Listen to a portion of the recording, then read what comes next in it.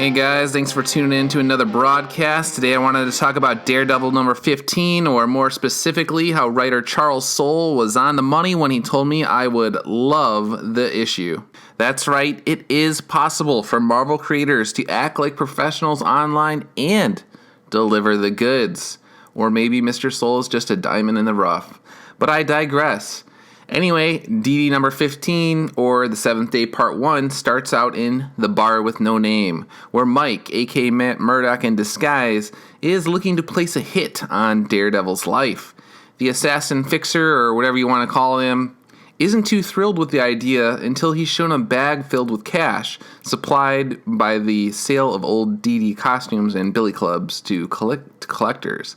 We then cut to St. Luke's hospital, where Sam Chung, aka Blindspot, is recovering. He's sedated, but one of the doctors tells Matt that the kid is in for a long road to recovery. Because he's an illegal immigrant, he's not going to qualify for federal aid. Murdoch says he'll cover the bills, and as a lawyer, he should be smart enough to figure out a way to raise the money.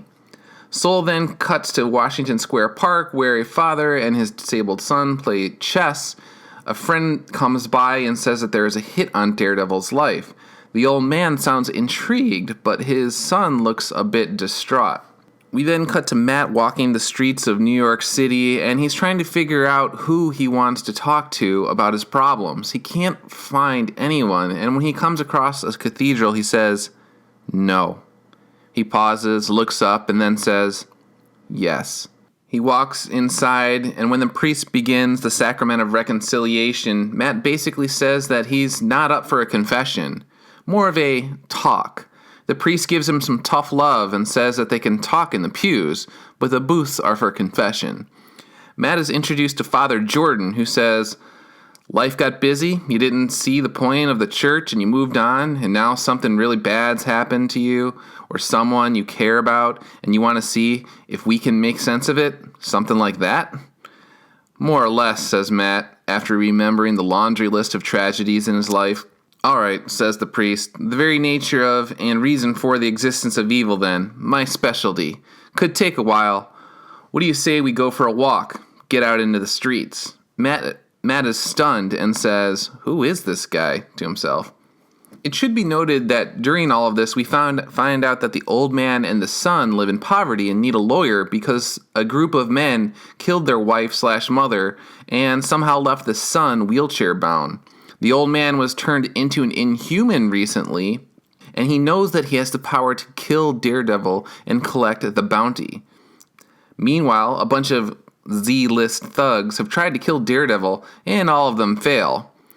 Matt Murdock triples the bounty, and we cut to a rooftop where the Inhuman half-heartedly tells Daredevil it's time to die, before changing his mind.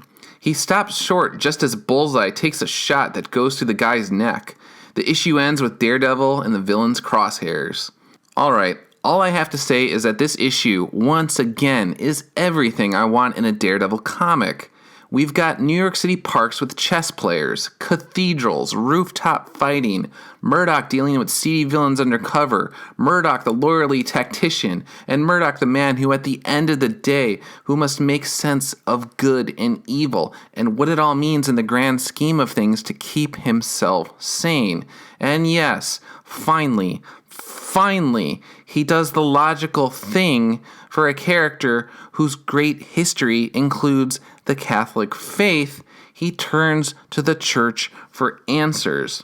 The prodigal son has returned, and he's welcomed with open arms. Here's the deal. Do I expect Charles Soule to be familiar with Dom Lorenzo Scapoli's The Spiritual Combat and the Treatise on Peace of the Soul? No. Do I expect Charles Soule to have read St. John of the Cross's Dark Night of the Soul? No.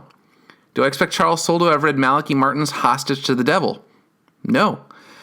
Yes, all of those to your friendly neighborhood blogger constitute a treasure trove of material for Daredevil stories, but I'm not going to get annoyed if a Daredevil author isn't familiar with them. I do, however, expect a Daredevil writer to be cognizant of one fact that runs through all of those books, which is that good and evil are real, that they exist, and just because God may seem absent at times, it does not mean that he is not there or that your life does not have meaning.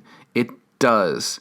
And Daredevil, a Catholic character, would know that. Just as J.R.R. Tolkien's faith was strengthened after seeing the horrors of trench warfare during World War I, Daredevil would ultimately be able to make sense of his own tragic past within the context of his faith. He would eventually understand that we all must bear the cross, and that if we do so with honor and dignity, like Christ did at Calvary, then we will have lived a life worth living. Again, I'm not saying I want Daredevil to become a priest, or that I want him quoting scripture to supervillains. I don't think that he would ever do that. What I am saying is that a character with his specific history, with pure evil, and his connection to the Catholic Church would logically conclude that good and evil are very, very real, and that we must choose every moment of every day which side we are to come down upon.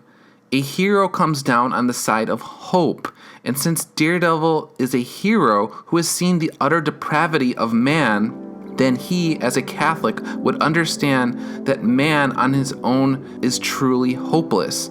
As a man of faith, even a faith that has faltered, he would eventually conclude that only through God's grace and love can we find true happiness and redemption.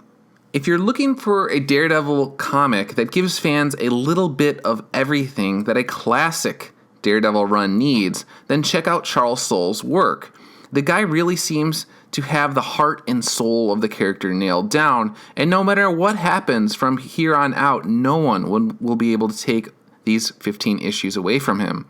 I've said it before, but I honestly do not think the book has been this good since the 1980s.